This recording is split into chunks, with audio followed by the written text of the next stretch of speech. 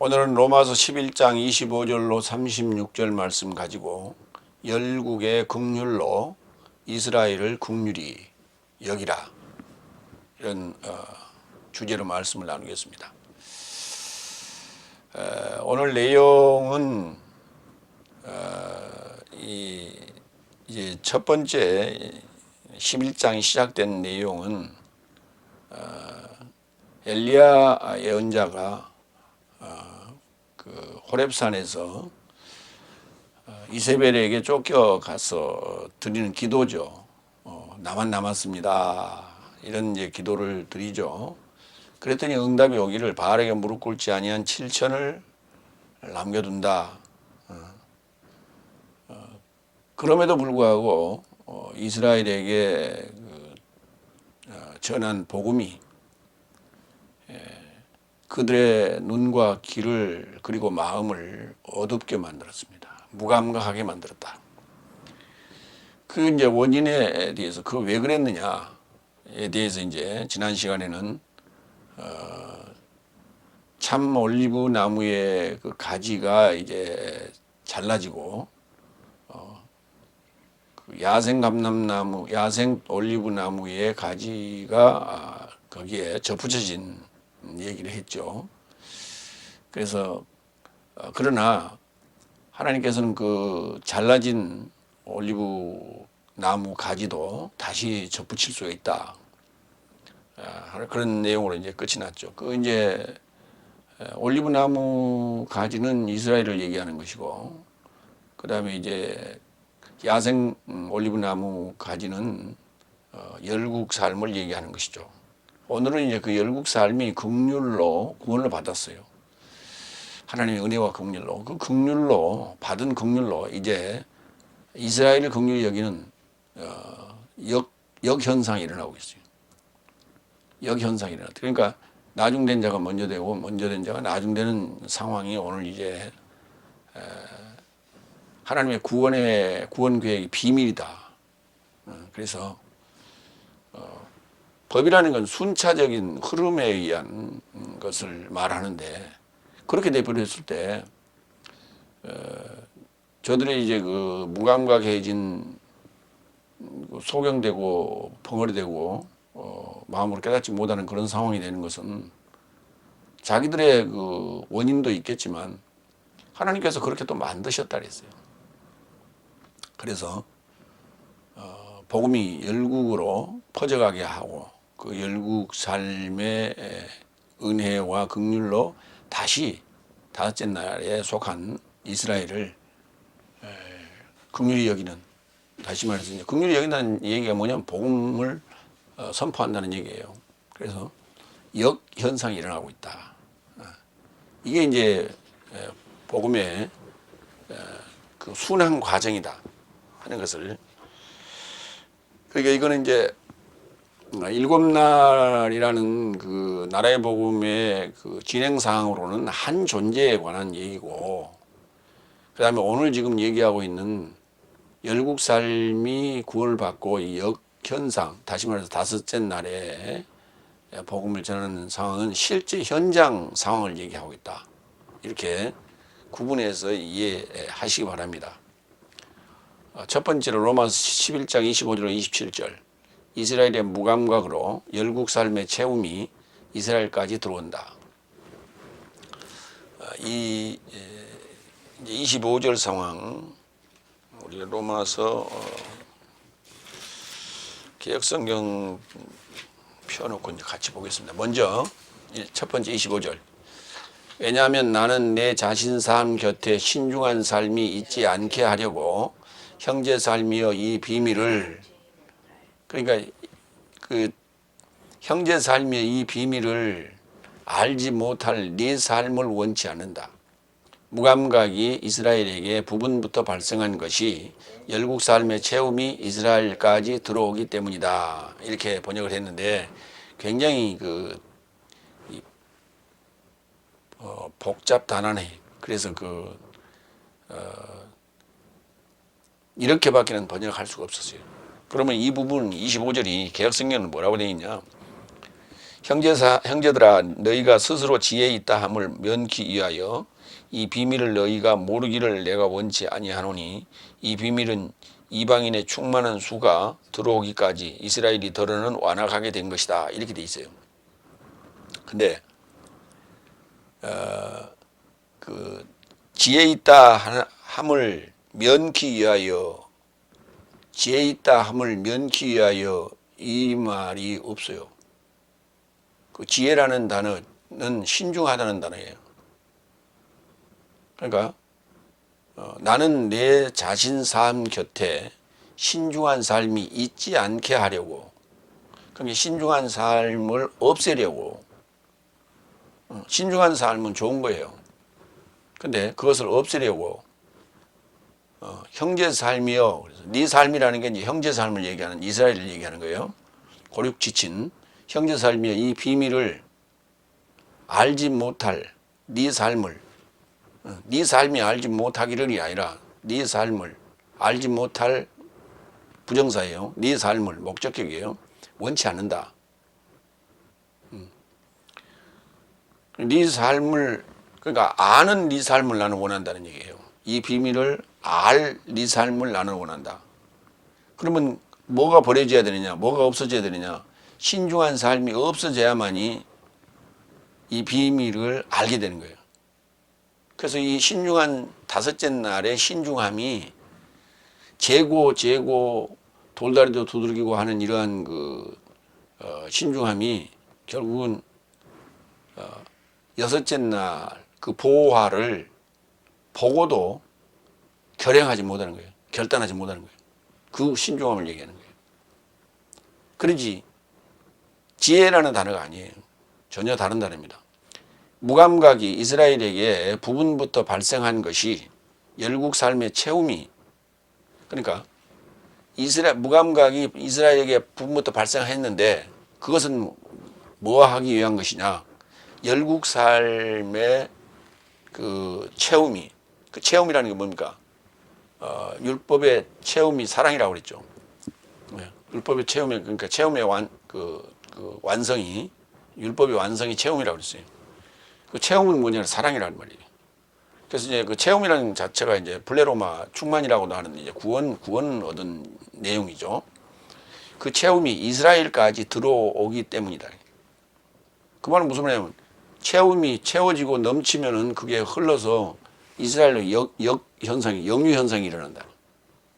그러니까 지금 이스라엘 열국 삶이 채움이 이루어졌다는 것은 지금 일곱째 날이 됐다는 얘기예요.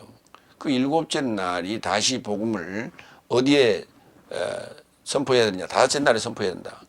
이렇게. 그건 실제 현상적 개념이란 말이죠.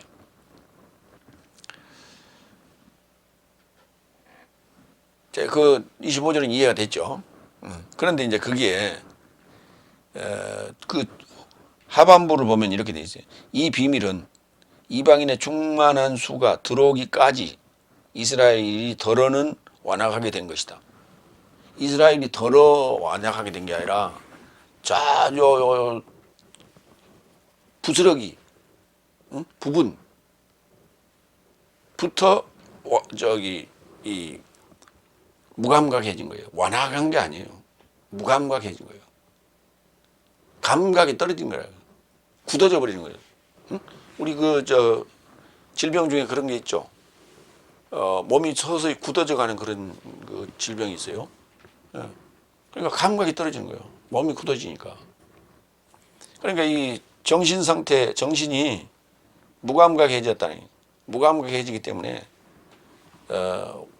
보화를 보여줘도 그것이 보화인지 그 감이 안 와요.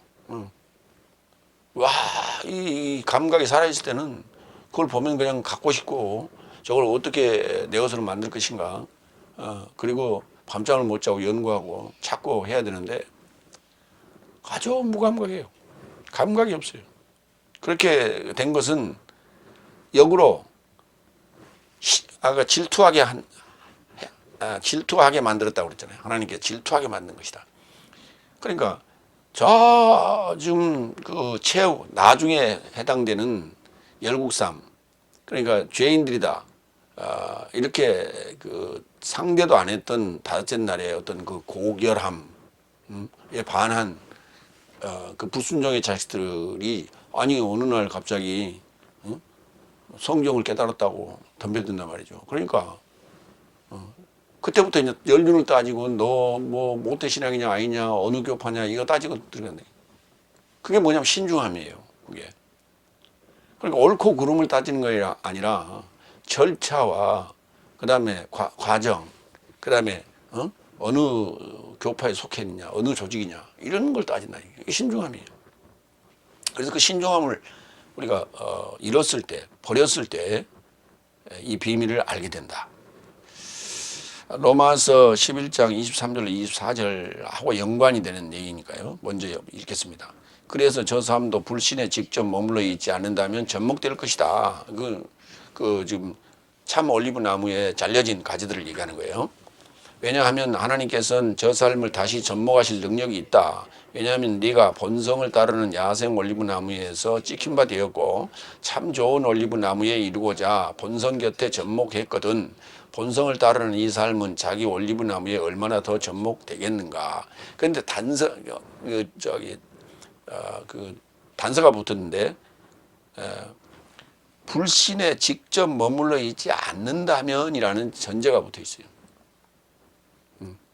그러니까 불신자들은 그 다섯째 날에 속해 있지만은 불신하고 있는 자들, 그거는 불가능한 것이죠. 불가능한 거예요. 그 다음에 그 이스라엘에게 발생한 것은 열국 삶의 체험이 이스라엘에게까지 들어오기 때문이다. 이렇게 번역을 했죠, 제가. 근데 개혁성경은 뭐라 했어요?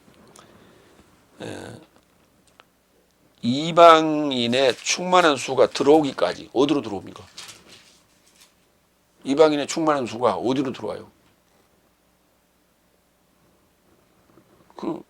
들어오기까지가 아니에요. 들어오기까지가 아니고 그까지에 해당되는 단어가 이제 전치사인데 아크리스라는 전치사예요. 아크리스라고 하는 것은 어떤 최종적 일곱째 날과 관련된 그럴 때 사용되는 그 전치사까지입니다. 아크리, 메크리가 그렇죠. 아크리는 뭐뭐 아크리스. 그러니까 뭐뭐 하기까지 그 어떤 과정 동안 뭐 이런 개념이네. 그 앞에 그 뒤에 뭐가 붙었냐면 후라고 하는 관계대명사가 하나 붙어 있어요. 그러니까 아크리스 후 이렇게 붙어 있어요. 그러니까 아크리스가 소유격이고요. 그다음에 후도 형용대명사 관계대명사 소유격 남성 단수예요.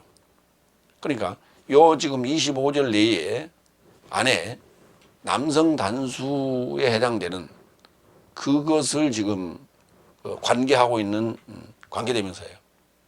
그래서 요걸 찾아서 여기까지예요. 그럼 이건 뭐에 해당되냐면 여기 25절에 해당되는 건 이스라엘밖에 없어요. 그러면 해설을 이렇게 그 다음에 토 플레로마, 톤, 에토논, 에이셀 때 이렇게 돼 있어요. 에이셀 때라는 것은 이제 들어간다는 가정법인데 무엇이 들어간다, 가기 때문이다, 들어가기 때문이다, 들어오기 때문이다. 무엇이 열국 삶의 충만이 또는 그 체험이 어디에까지? 이스라엘까지 들어오기 때문이다. 이스라엘로 들어간다고요. 이스라엘이 열국 삶이 만끽하고 있고 또 체험하고 지금 현재 상황이 충만인데 체험인데 그 체험 상황이 흘러 넘쳐서 역으로 지금 흘러가고 있다. 이런 얘기예요. 그래서 이스라엘까지 들어가는 거예요. 이제 그렇게 번역하는 게 맞다 하는 거예요. 이제 본문에 대한 설명을 좀 들었고요. 그 다음에 여기 신중한이라는 단어를 좀 보겠습니다. 프로니모스라고 하는데 이 프로니모스라는 단어는 슬기롭다 또는 뭐 영리하다, 뭐 지혜롭다 이런 식으로 아주 번역을 했어요. 그런데 이 신중하다는 단어가 맞습니다. 마태복음 10장 16절을 봐요. 보라 나는 내 삶을 일, 이, 삼 중심 안에 양삼같이 파견한다. 그런즉 뱀삼같이 신중하고 비둘기 삼같이 순결하게 되어라. 이렇게 번역하는 게 맞습니다. 뱀같이 지혜로우라고 하는 뱀이 뭐 여러분 뱀이 뭐가 지혜로워요? 뱀이 지혜롭지 않아요. 뱀은 보면요, 자기가 가지고 있는 이 독, 뱀독, 맹독이죠. 요것 때문에요, 상대를 아주 얕잡아 봐요. 그러니까 맹독을 가지고 있을수록 그 공격성이 강한데, 뭐라고, 코도마? 아니, 코브라 말고, 코모도 도마뱀이라는 게 있어요. 아주 무지막지하고 말이죠. 아주 네 발로 기어다니는 아주 철갑을 두른 그런 그 파충류인데, 걔하고 싸우는 걸 그 TV에서 한번 본 적이 있는데, 이 코브라예요. 그 맹독을 가졌죠. 그러니까 그 맹독을 가지고 탁 이 코도마가 이렇게 달려드니까 팍 이렇게 독을 쏘는 거예요.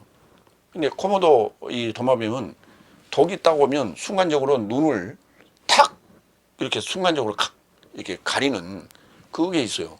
그래서 기능을 가지고 탁 가려버리는 거예요. 그러니까 눈에 전혀 독이 들어가지 않는 거예요. 그러니까 눈 외에는 독이 들어갈 만한 데가 한 군데도 없는 거예요. 그래갖고는 맞닥뜨렸죠. 코모도는 몸이 철갑이니까 이 감단 말이에요. 감는 걸 갖다가 바위에 가서 그냥 전부 다 갖다 뒤부딪히는 거예요. 그러니까 그 코브라의 몸이 다 그냥 조각나기 시작하는 거예요. 무지막지예요. 그러니까 판단을 했죠. 신중한 판단을 했지. 내가 이기겠다고 생각했으니까 덤빈 거예요. 근데 우리가 볼 때는 정말 지혜롭지 못한 행동이었다. 뱀같이 신중하라 그랬어요. 왜 뱀이 신중하냐? 뱀은 귀가 없어요. 귀머거리라고요. 그렇기 때문에 오는 소리를 못 들어. 그래서 뭔가가 움직이는 것을 뭘로 아느냐? 이 온도로 감지한단 말이에요. 응? 냉혈 동물이기 때문에 자기는 무지하게 차. 그런데 저쪽에서 오는 그 동물이 이제 온도가 감지가 되면 그걸 안테나로 이제 감지한단 말이에요. 혀에 두 개가 날름날름하죠. 이게 안테나예요. 그래서 그 열감이 오면 그때 어느 방향인가를 이렇게 잡는단 말이에요. 그래서 뱀이 고개를 들고 이렇게 흔드는 이유가 그거예요. 그게 신중함이에요. 그런데 이 신중함이 좋은 건데 과유불급이라 그랬어요. 지나치면 오히려 미치지 못함과 같다 하는 말이 이제 과유불급이에요. 너무 지금 신중해. 다섯째 날이 뭐를 이 나라의 복음을 이렇게 알려주거나 선포하거나 이렇게 만났을 때 너무 신중해. 그러니까 이건 과유불급이에요. 신중함이 그때는 필요치 않는 거예요. 덤비고 봐야 되는 거예요. 그리고 확인하고 그리고 분석해야 되는 거예요. 근데 아예 차단시켜요. 너무 신중함이 과유불급이에요.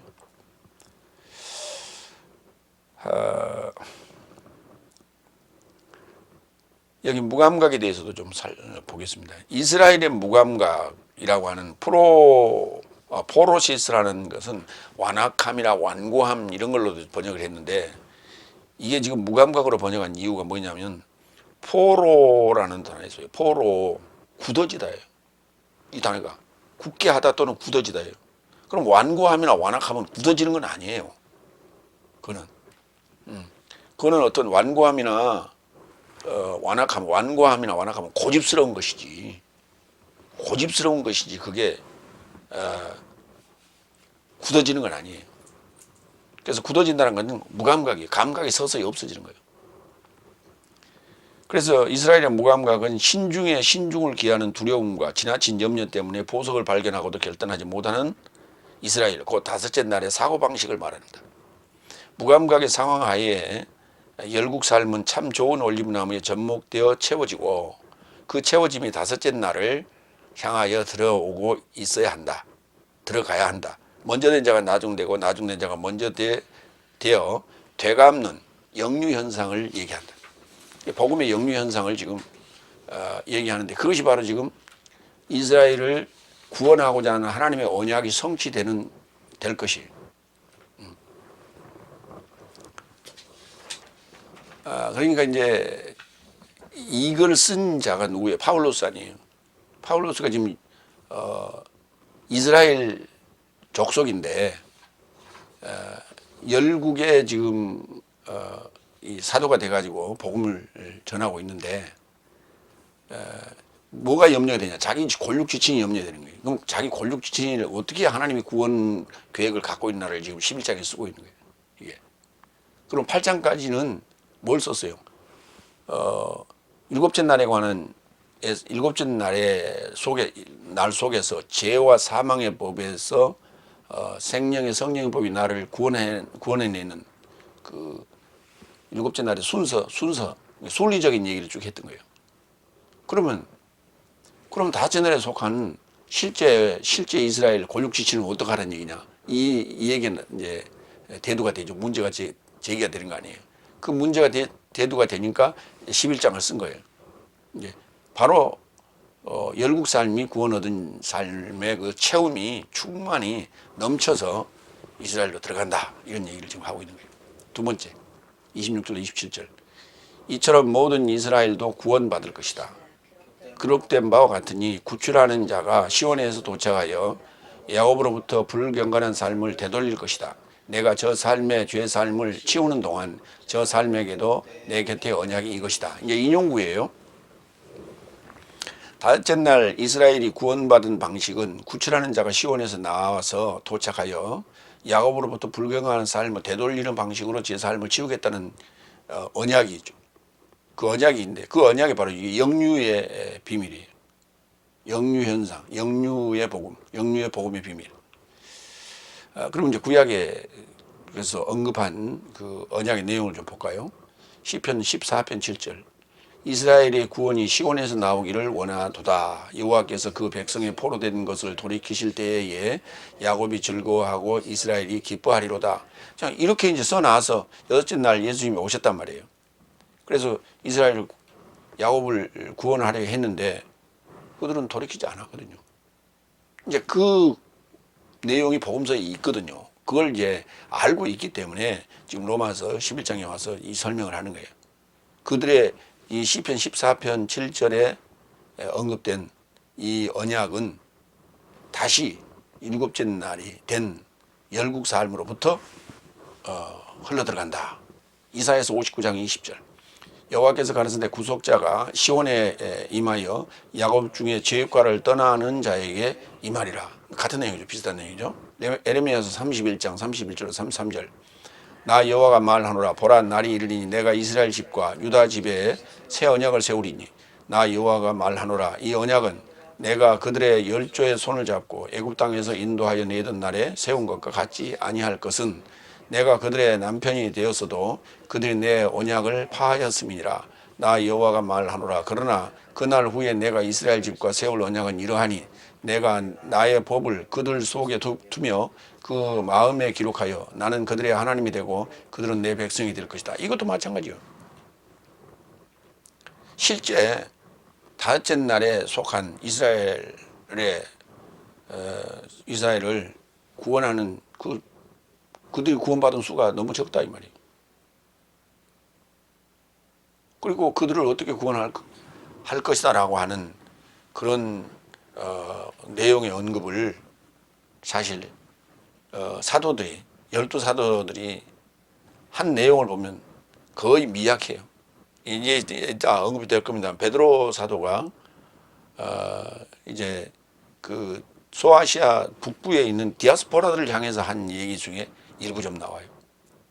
그런데 실제 유대 땅에 살고 있는 이스라엘인들을 향해서 한 내용들을 보면 그들의 사역은 직접 했죠.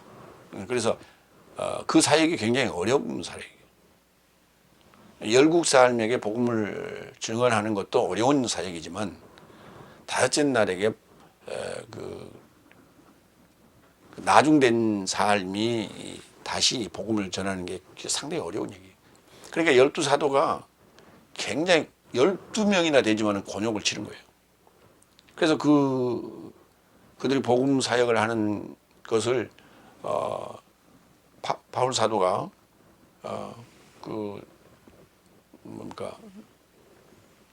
헌금으로, 구제 헌금으로 또 직접 오기도 해서 여러 가지 그 도우는 측면들이 있죠. 그걸 우리가 볼 수가 있어요. 이제 바울 사도는 열국 삶의 사도의 사역을 감당했지만 그러면서도 거기에 디아스포라들이 있었기 때문에 사실은 조금 수월했다 이렇게 볼 수가 있어요. 그러나 뭐 죽을 고비를 여러 번 넘기면서 했어요. 그 죽을 고비를 여러 번 넘겼다라고 하는 것은 열국이 섬기던 신과의 어떤 그런 갈등도 있었고 또 디아스포라들의 어떤 갈등도 있었을 거예요. 마태복음 26장 27절로 28절도 봅니다. 그리고 잔을 취하여 감사하시고 저 삶에게 주시며 말씀하셨다. 모든 삶이 잔에서 마셔라. 왜냐하면 이것은 죄 삶의 노임에 이르고자 많은 삶에 대하여 쏟아진 새 언약의 나의 피이다. 그게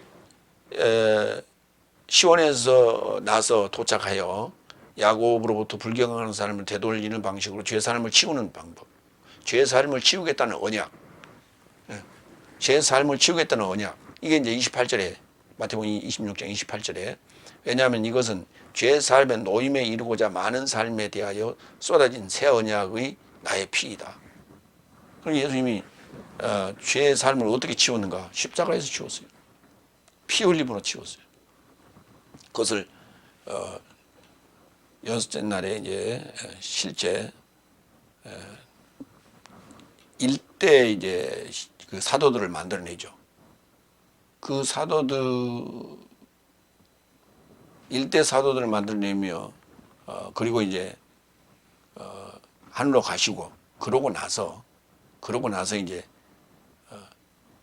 이대 그 사도가 이제 2대 사도인데 뭡니까? 이게 이제 나중된 자예요. 파울로스가 사울이 파울로스 된 게 사울로스가 파울로스 된 게 이게 이제 나중된 자라 이렇게 말할 수가 있어요. 왜냐하면 자기가 스스로 그렇게 얘기했죠. 만삭들이 못하게 나에게도 보여줬다. 고린도전서에 그 기록이 있죠. 그러니까 12사도가 있고 그 다음에 이제 제일 꼬바리가 이 파울로스예요.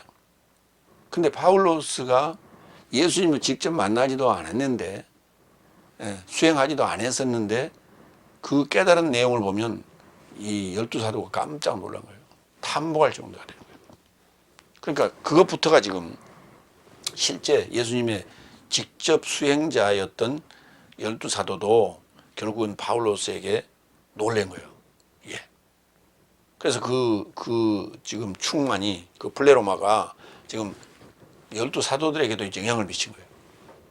그러니까 그때부터 이게 지금 자기 얘기예요. 그리고 우리 얘기예요. 그러니까 이제 복음의 시작은 복음이 이제 일대에서 전파되는 시작은 두 증인으로 시작해요. 그 두 갈래라는 게 그런 의미로도 우리가 이해를 할 수 있어요. 한 갈래는 다섯째 날을 향해 가는 12사도의 사역이에요. 그래서 그 12사도가 말하기를 우리는 유대인의 사도다 이렇게 실제로 영역을 나눴잖아요. 그리고 한 갈래는 파울로스를 통한 열국 삶에 대한 복음 사역이에요. 이게 두 갈래예요. 일곱째 날에 도달한 자는 두 갈래의 길을 향하여 나아갑니다. 한 길은 나중된 열국 삶에게로 가는 거예요. 그 다음에 또 한 길은 먼저 된 이스라엘 다섯째 날에게로 가는 거예요. 이게 두 갈래 길이, 두 갈래 사이. 그래서 우리가 믿지 않는 불신자들에게도 이 나라의 복음이 증언돼야 되지만 다섯째 날에도 지금 우리는 복음을 전해야 된다. 이 양갈래 길이. 그래서 두 증인이.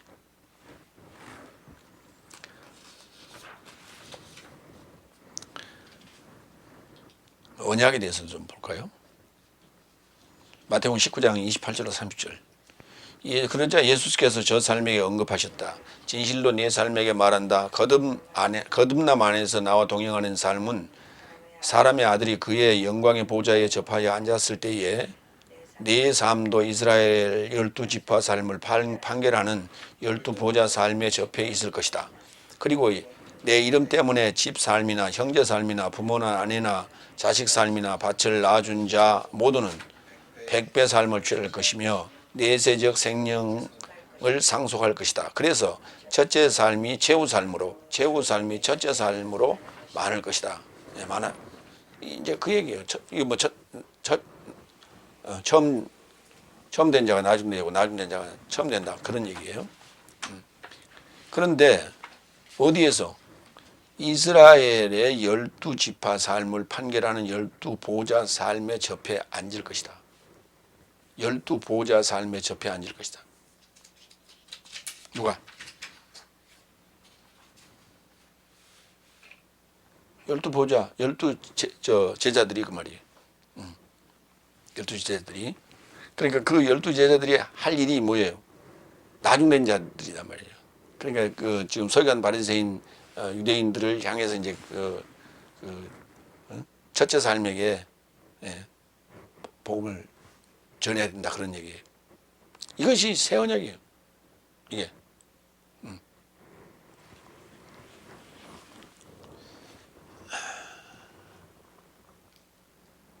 그러니까 이제 구약의 언약은 평면적이죠.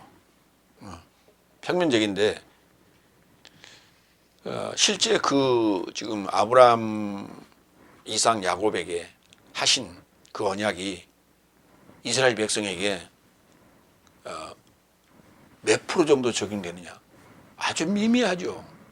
아주 미미해. 왜? 12사도, 120문도, 500여 정도? 이 정도예요. 그러면 결국 얼마 돼요? 그 이제 바울이 그 통계를 매겨놓은 건데 500 뭐 한 뭐 1, 20명 남짓밖에 안 된다는 얘기예요. 그게 말이 안 되죠. 그럼 몇 프로인데 10만 명 잡고 10만 명에 10%면 10,000명이죠. 1%면 1,000명이죠. 0.5% 10만 명 잡고 0.5%밖에 안 된다는 얘기예요. 이건 말이 안 되는 숫자죠.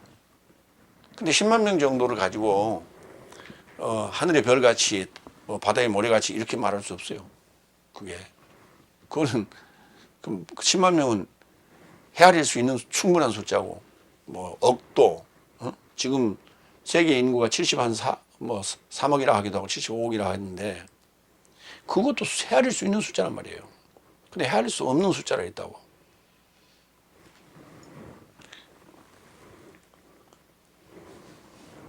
그러니까 구약에서 언급했던 그 언약과 실제와는 지금 괴리감이 있단 말이죠. 그러니까 이제 우리가 가능한 숫자라 치더라도 그 말이에요. 추정치로 치더라도 0.5% 정도 남짓밖에 안 된다. 10만 명 잡고 그걸 가지고 뭐 구원을 얻었다 말했다 얘기할 수는 없지 않냐. 그래서 지금 이제 오늘 그 열국 삶의 충만이, 열국 삶의 그 체험이 역으로 영유 현상이 일어나서 다섯째 날이나 이스라엘에게 복음이 증언되는 그것이 바로 새 언약이다. 이렇게 이해하시면 돼요. 두 번째로 갑니다. 로마 11장 28절로 32절. 이스라엘 불순종이 네 삶의 긍휼로 네 삶의 긍휼이 됐고 네 삶의 긍휼로 저 삶도 긍휼히 여기라 이런 얘기예요. 그러니까 이제 이스라엘의 불순종이 네 삶의 긍휼이 됐다는 얘기는 이스라엘이 그 가지가 잘라지고 그 야생 그 올리브 나무의 가지가 접붙임 됐다는 얘기예요. 그것을 긍휼이라고 표현했어요. 구원 얻은 거. 긍휼함을 입었죠. 그러면 네가 긍휼함을 이제 입었으니까 그래서 구원을 얻었으니까 너도 이제 이스라엘을 긍휼히 여기는 그 삶을 살아야 된다. 오늘 이게 핵심이에요. 키포인트예요. 세 번째, 29절, 28절, 29절. 실로 복음을 좇아선 네 삶을 인하여 원수 삶이다. 그러나 선택을 좇아선 아버지 삶을 인하여 사랑스러운 삶이다. 왜냐하면 하나님의 초청과 은사 삶은 후회 없는 삶이다. 사실 복음으로는 이스라엘 다섯째 날이 원수 삶이죠. 우리에게도. 지금 우리에게 지금 적용하는 거예요. 근데 선택을 받은 아비사역으로는 사랑스러운 삶이에요. 아버지 입장에서 볼 때는 사랑스러운 삶이에요. 근데 그들이 무슨 사역을 했냐? 아비사역을 했어요. 다섯째 날까지. 우리가 이제 부모를 떠나, 남자가 부모를 떠나 여자와 합하여 한 몸이 될지니라 했는데, 그것은 다섯째 날에 내가 후계는가 청지기가 아래서 양육받는 것이거든요. 그러니까 그들이 그 아비사역을 감당하고 있는 거예요. 그런 아비사역을 감당하는 사랑스러운 삶이 하나님 볼 때는, 우리가 볼 때는 원수지만 하나님 볼 때는 그것도 사랑스럽다니까. 왜? 구원의 대상이니까. 그래서 하나님의 초청과 은사는, 은사는 이제 선택적 개념이에요. 후회가 없다. 결코 하나님이 후회하신 일은 안 하신다. 이런 얘기죠. 궁극적으로 이 얘기는 뭐냐면 원수를 사랑하라는 얘기예요. 예수님이 오셔서 하신 말씀이에요. 마태복음 5장 43절 44절. 이웃을 사랑할 것과 원수를 미워할 것이라 구전되어진 것을 네 삶은 들었다. 그러나 나는 네 삶에게 말한다. 네 삶의 원수 삶을 사랑하고 네 삶을 저주하는 삶을 축복하라. 네 삶을 미워하는 삶을 잘 행하고 네 삶을 모욕하는 삶과 네 삶을 박해하는 삶에서 초월하여 기도하라. 한마디만 얘기한 게 사랑하라 이걸로 끝난 게 아니에요. 축복도 하고 잘 해주고 그리고 기도도 해라는 거예요. 그들을 위해서. 왜? 그들이 이뻐서가 아니라 구원을 하나님이 사랑하시기 때문에, 그리고 그들을 그대로 그냥 내가 봉사함으로 그냥 주기만 하는 것이 아니라 구원을 얻게 하려 합니다. 그러니까 원수를 사랑하는 원수가 뭐가 돼? 이제 나의 사랑의 파트너가 되죠.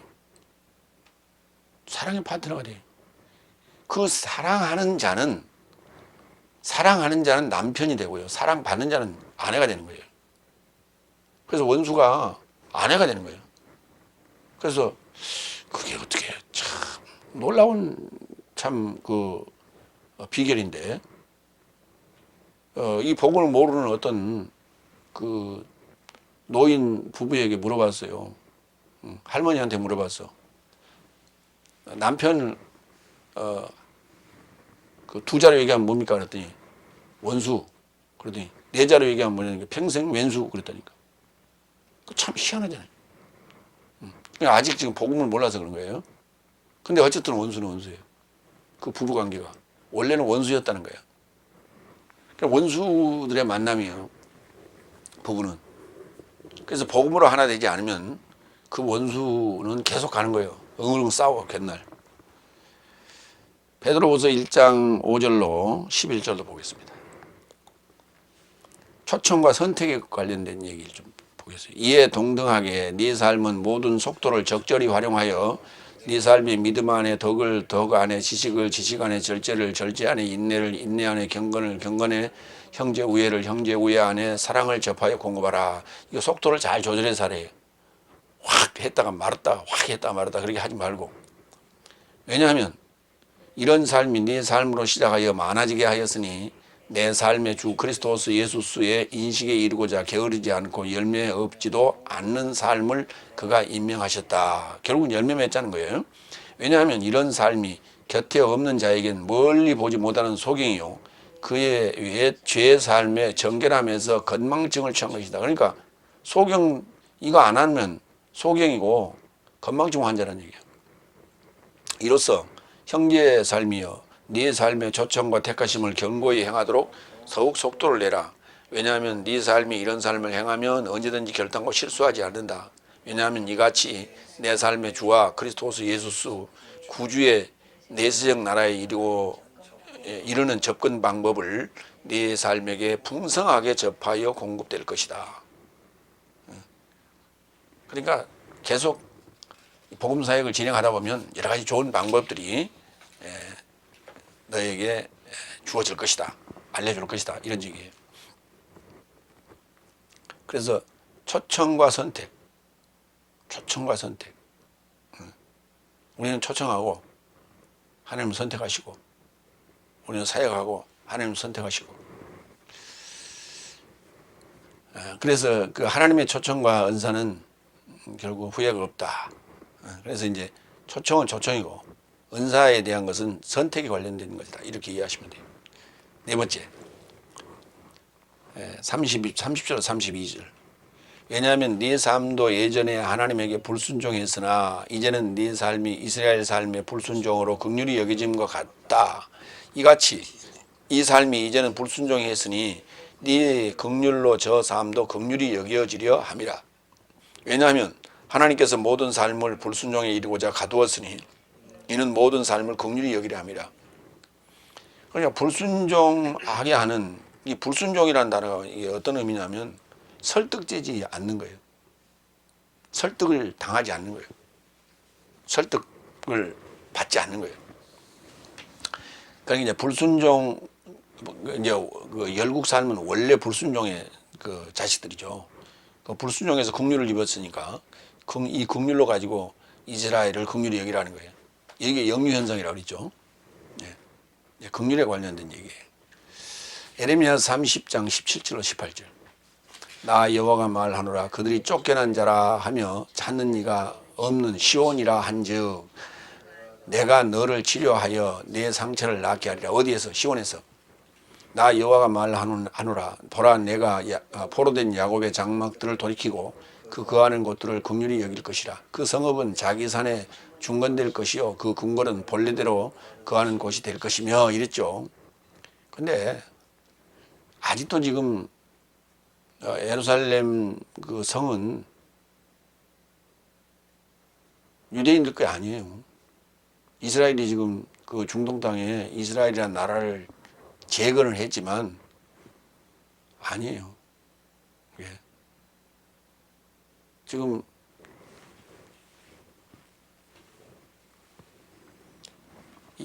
예수님의 기독교의 성지라고도 하고 이슬람도 거기 지금 성지라고 그래. 거기서 모하메드가 부활했대.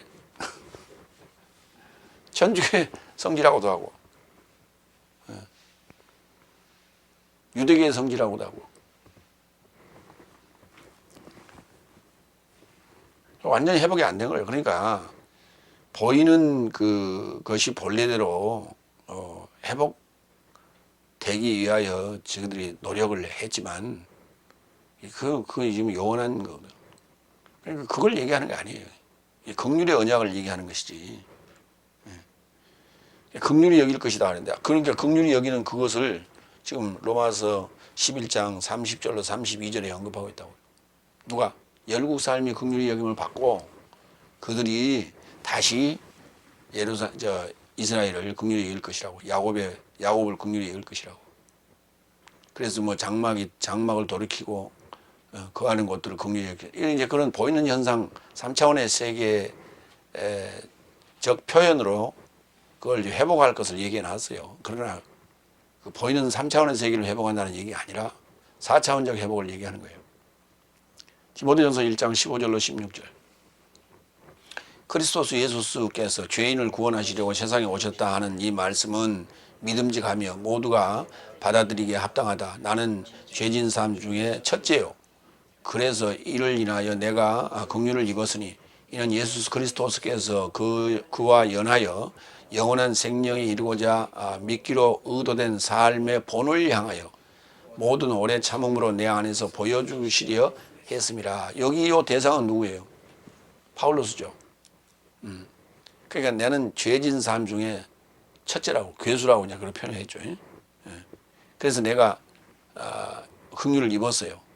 긍휼을 입었는데 그 긍휼을 입은 것은 뭐냐 했더니 그와 연하여 예수님의 이름에 이르고자 그렇게 연하여 영원한 생명에 이루고자 믿는 자들, 믿기로 의도된 자들을 본이라고 내가 모델이라고 바울로스가 믿음의 본으로 긍휼을 입힌 거고 그 긍휼을 입은 바울로스는 모든 오래 참음으로 내 안에서 보여주시는 거예요. 뭐를? 영원한 생명을 보여주는 거죠. 하나님을 보여주는 거예요. 이제 자신의 얘기면서 또 우리의 얘기면서 일곱 진날에 들어간 모두에게 지금 사역의 방향성을 제시하고 있는 거예요. 그래서 두 갈래의 방향이 있다.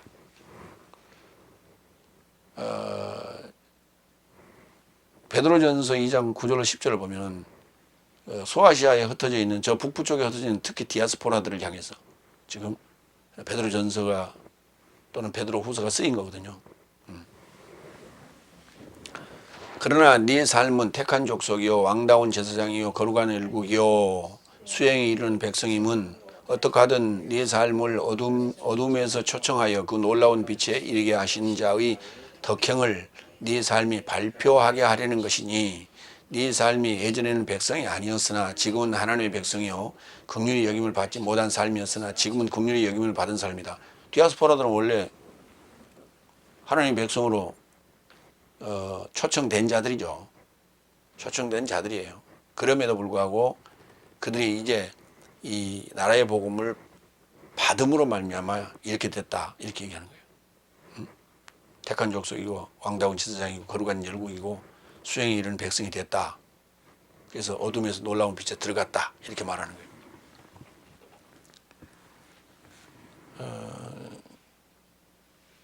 그러니까 이제 그들도 어떻게 보면은 나중 최후가 됐다는 얘기는 일곱째 날이 됐다는 얘기예요. 나중으로 표현하면 좀 이상하죠 표현이. 그래서 최후가 맞아요. 그러니까 첫째 아담, 둘째 아담, 최후 아담 이렇게 되는 거예요. 그 최후 삶이라는 게 최후 아담을 얘기하는데 그러니까 일곱째 날에 들어간 자는 역으로 반드시 역으로 다섯째 날에 복음을 전하는 거예요. 여섯째 날에도 복음을 전하고 다섯째 날에 당연히 복음을 전하는 거예요. 여섯째 날에 복음을 전하면 여섯 날에 다섯째 날에 복음을 전하는 거예요. 역현상 반드시. 그 다음에 또 다시 열국 삶에게도 전하를 해요. 그럼 열국 삶은 그러면 갑자기 일곱째 날로 확 들어오냐? 아니에요. 넷째나 다섯째 날 삶을 아주 짧게 거칩니다. 짧게 거치고 깨달음이 믿고 깨달음이 왔을 때 얘기예요. 짧게 거치고 여섯째 날, 일곱째 날로 들어가게 되는 거예요.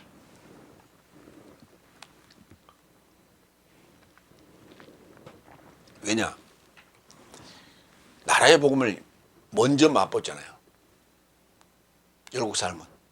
믿지 않았던 불신자들은 바로 그 열국의 복음을, 나라의 복음을 맛보기 때문에 실제 몸은 지금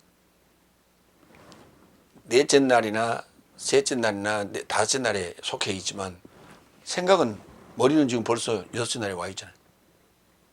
그러니까 몸은 그 넷째 날이나 다섯째 날하고 늘 이렇게 겹쳐져요. 몸은 육체적인 요소는 겹쳐져. 그런데 그것을 이 앞서가는 그 나라의 복음이 그걸 빨리 포기하게끔 만들어요. 그래서 실제 현재 다섯째 날에 속해 있는 자들보다 빨리 일곱째 날 들어갈 수 있어요. 세 번째로 갑니다.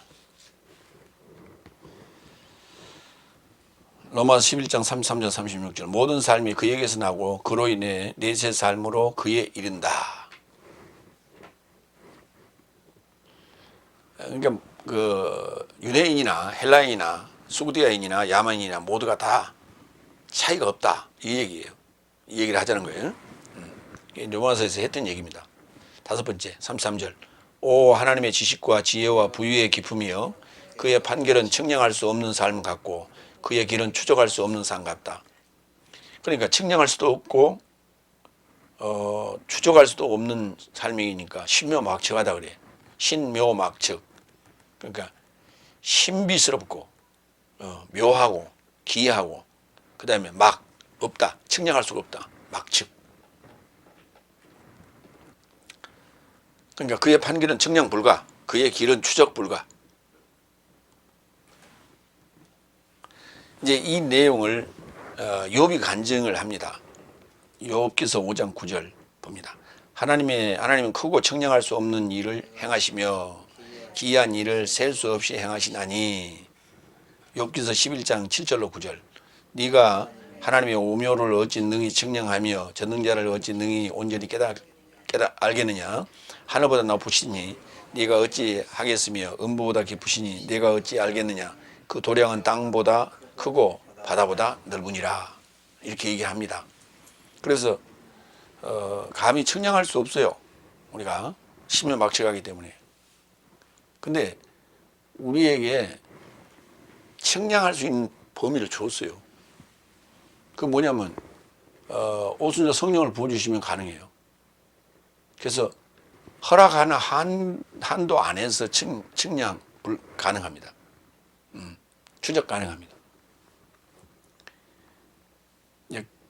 여섯 번째 3, 4절 36절. 왜냐하면 누가 주의 지능을 알았느냐. 누가 그의 상담자가 되겠느냐. 혹 누가 그분께 먼저 드리고 대받을 것인가.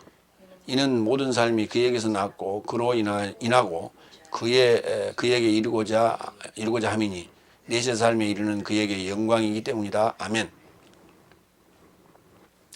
그러니까 하나님의 지능을 누가 알 수 없죠. 그리고 그의 상담자가 될 수가 없죠. 감히. 그러니까 모든 삶이 그 다음에 이제 뭐라 했냐면 3, 4절에 혹 누가 그분께 먼저 드리고 대받을 것인가. 아무도 드리고 대받다 주거니 받거니 할 수 없다는 거예요. 주거니 받거니가 안 된다는 거예요. 누구는? 우리 인간은. 그럼 뭔만 해 우리는? 받기만 하는 거예요. 하나님과 우리 사이에서는 우리는 받기만 하는 거예요. 근데 우리가 하나님께 뭘 드리고 거기에 대한 보답으로 뭘 받는다? 그건 아니라는 거예요. 그런 개념은 없다는 거예요. 그러면서 하는 얘기가 모든 삶이 그에게서 나왔고 그로 인해서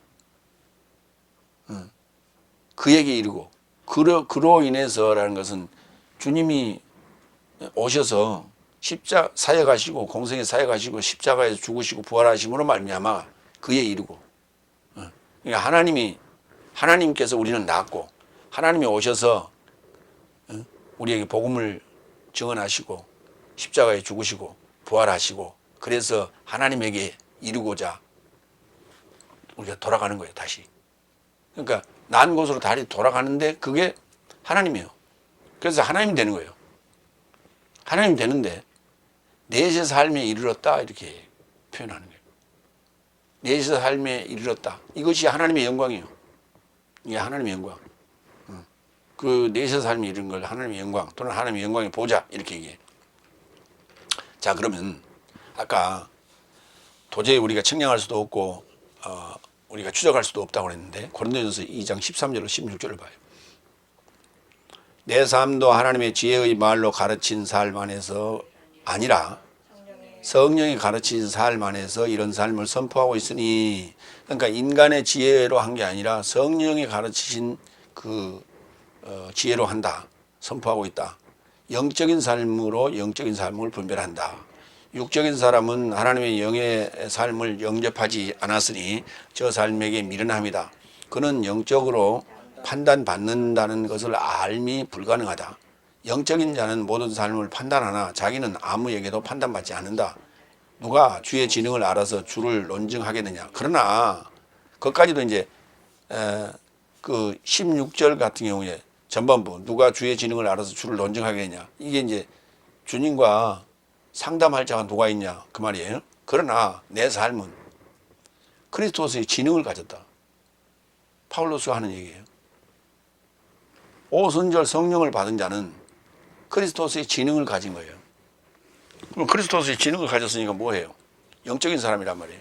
그 영적인 사람 판단받지 않고 판단하는 자에 속한다, 이런 얘기예요.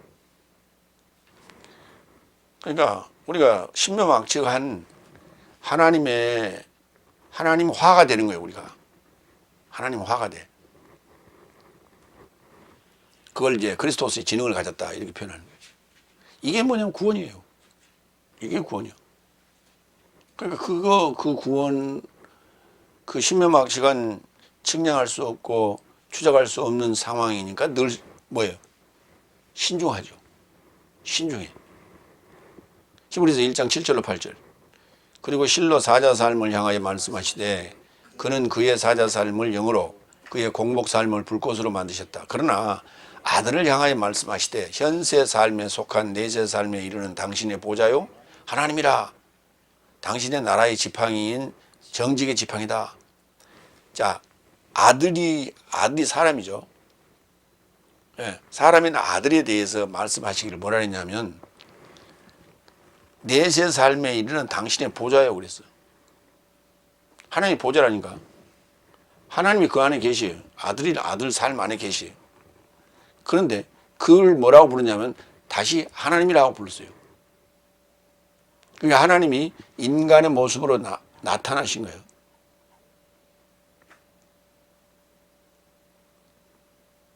그래서 사도를 배출했죠. 사도들의 모습이 바로 이 모습이란 말이에요. 사도들의 모습이 바로 하나님의 보좌요. 그게 하나님이에요. 당신의 나라의 지팡이인 정직의 지팡이에요. 하나님 나라의 정직의 지팡이라니까. 정직의 지팡이란 말은 무슨 말이에요? 왕이란 얘기예요. 그러니까 이것이 이런 표현이 이제 그에게 우리가 이른다 이런 말이에요. 그에 이른다. 주님에 이른다. 하나님에게 에이스 된다 이런 얘기예요. 그 이른다는 단어가 에이스 전치사예요. 하나 되는 거예요. 근데 그것이 안 됐으니까 내가 판결받고 있는지도 모르고 내가 판결받고 있는지도 모른다니까.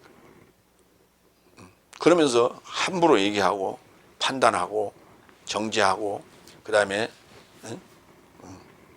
결단하지 못하고 이런 거예요. 결국은 그게 다 뭐냐? 불순종이라고.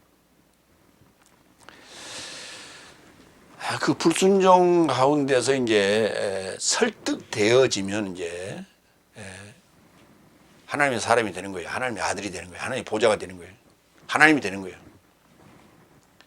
마무리합니다. 이스라엘을 무감각하게 만든 것은 설득되지 않는 불순종인 까닭. 그러나 믿음으로 설득받은 열국 삶의 체험이 넘쳐서 이스라엘에게 들어가게 됩니다. 열국 삶이 불순종의 자식에서 긍휼과 은혜를 입었죠. 네 긍휼로, 열국 사람에게 하는 얘기예요. 네 긍휼로 이스라엘을 긍휼히 여겨서 죄의 삶을 치우라. 모든 삶이 주께서 낳았고 주로 인해서 초청되고 선택되고 내세 삶으로 주에게 이른다. 이를 영광의 보좌인 아들이라고 한다. 이게 이제 구원의 비밀이에요. 구원의 방법이에요. 여기에는 지금 복음의 역류 현상도 있다 하는 거예요. 그래서 그 두 갈래 길이 일곱째 날에 들어가려는 앞으로도 가고 뒤로도 가는 두 갈래 길을 가야 된다. 이게 복음의 전파성. 오늘 이제 이렇게 열국의 긍휼로 이스라엘을 긍휼히 여기라. 그래서 그 구약에 언약된 내용이 어떻게 성취될 것이냐라는 거 하는 것을 오늘 지금 11장을 마무리하면서 그 방법 결론을 도출해 냈습니다. 기도하겠습니다.